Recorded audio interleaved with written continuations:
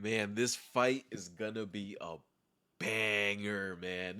In my pre-film analysis, I had Santos by decision, and I don't think it's bro. I don't think it's gonna go to decision, bro. Uh, who wins? I have no idea. I didn't realize that Daniel Santos is going up in weight. I feel like the UFC told him like, "Yo, we're about to cut you, dude. You pulled out of so many fights. It's been like what a year, almost 2 year layoff. Um, we got to fight for you. Like, do you step up?" And I feel like he was like, "Fuck it, I need to step up. I need to get up in there. I need to make some money, whatever it is." I mean, bro, he's a professional fighter. Of course, he's making his money off of fighting. So I feel like he was just like, "Fuck it, I'll fight him." And this is a entertaining fucking fight. I don't think no way in hell this goes to decision. Let me see the odds on this. Oh my god, only minus 158. That is like amazing fucking value. Santos is gonna look so small compared to Lee up in there. Lee is like like the guy who just beat Anthony Smith. Like he's like another Chinese or what? No, he's Korean. My bad. I'm racist. No, I'm not. He's like a Korean Chad. You know, like an American Chad, but he's like a Korean Chad. Um. Oh, is that a cut on your fucking forehead? That's just scar tissue. Ew. That's like a ew. Okay. Um. He didn't have that before. What the fuck happened? That has to be like something that happened in sparring or like. Damn, that's unfortunate. Uh. What was I looking at? I don't even know. But yeah, Santos is gonna look so small compared to Lee up in there. And Lee is a bro. He made Lee. This dude made Hyder Emil look small. And if you've seen Hyder Emil, like when he usually fights someone, bro, he makes these people look like midgets, bro. Not midgets, but um, he makes them look miniature. And I think in this fight, Lee is gonna look huge. Like the size advantage, the physicality is gonna be so different. Like I don't think Santos should wrestle in this fight or grapple at all. And if he does, I think it's gonna be in a way of like I'm not really trying to take you down. I just want to wear your gas tank down, you know. And I was looking back at their fights and I was like, let me see if Lee has fought anybody as small as Santos. Santos hasn't fought nobody as big as Lee. Like that's just straight up. And Lee has fought someone that was the same size as Santos, and that was Yija. Um, this was a close fight. Honestly, people were saying that they thought Yija should have won. Nah, bro. This was a clear second round and third round decision win for Lee.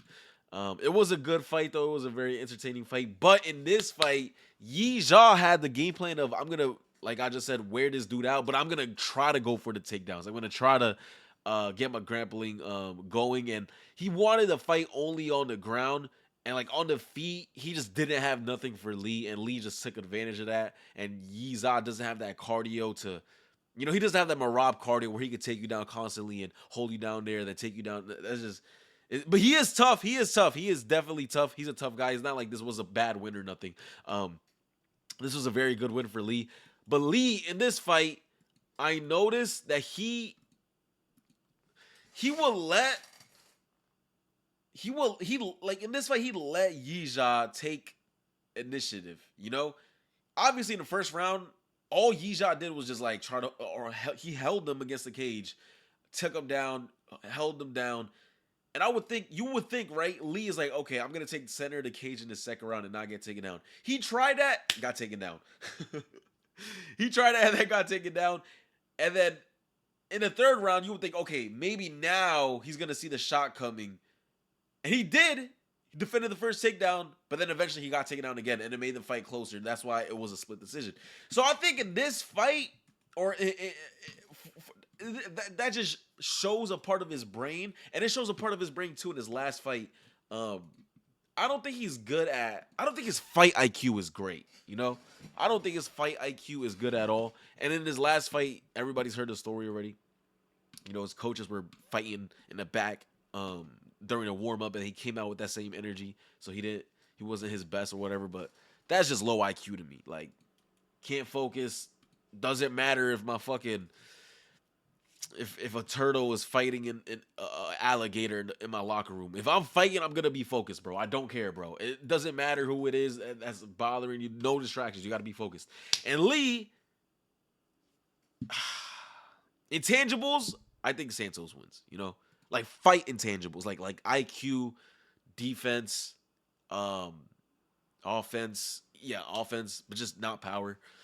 But I don't think you need power to knock out someone like Lee because Lee is so defensively flawed, and he's a tough guy, right? Like, and if you throw at him, he's bro. If you hit him hard, he's like those dudes in sparring when you hit him hard, like y'all say, okay, let's go light, and then you hit him hard by accident, or like you might hit him a little bit too hard that he likes, and he'll try to get that back. So, and you see it in his face, he'll try to get it back right away, you know. And that's what Lee is. And Santos, bro, mini Charles Oliveira. I do hate that as a 2-year layoff. But Santos is always going to come in with the same consistent game plan of walking you down and putting pressure and putting a pace on you. And I think Santos is going to be the smaller fighter bullying the big fighter in Lee, which it shouldn't happen. That should not be how it is. I think Lee should be the one bullying Santos. But I think Santos, like in the first round, I think it's going to be Lee's size advantage is going to be too much for Santos to get off on his game, and he could hurt Santos in the first round. That's why it's scary. That's why I'm taking the fight not to go the distance. But I'm leaning towards Santos because I think throughout the fight, when it goes to second round, third round, I think Santos' pressure and pace is going to be too much for Lee because Lee makes defensive flaws, very obvious defensive flaws, leaving his chin up in the air, going in the pocket with no defense and no regard for what's coming back. Because in his head, he's just like, all right, I want to land my big shot. And Santos, he's a pocket fighter too, and he loves the pocket. All these Charles Oliveira freaks that come out of this shooter box gym, they all fight similar, and they love the pocket. They love the pocket fighting, but it is scary when you're fighting someone that's taller and bigger. Fighting them in the pocket is scarier, but I think Santos has the defensive intangibles and just the IQ to be smart, you know, especially in the pocket, because I'm telling you, that's where he's gonna knock out Lee. That I think is gonna be a third round knockout. And it's not even because Santos has crazy power. It's just Lee's defensive, like, attributes is not good, bro. Like, I don't like his defense at all, and Santos can take advantage of that. Definitely, I think it will be like a staining TKO, kind of similar to Emil. I don't think it's gonna be like a one shot, boom, he's down. I don't think it's gonna be nothing like that. Yeah. Grappling, I don't think Santos should grapple. I think if he does grapple, he will lose this fight. I'm telling you right now, if Santos comes out here with a grappling game plan, he'll lose this fight. I don't believe in his grappling like that against someone like Lee, who's a bigger, stronger fighter than you. All right, let's go Santos, third round submission.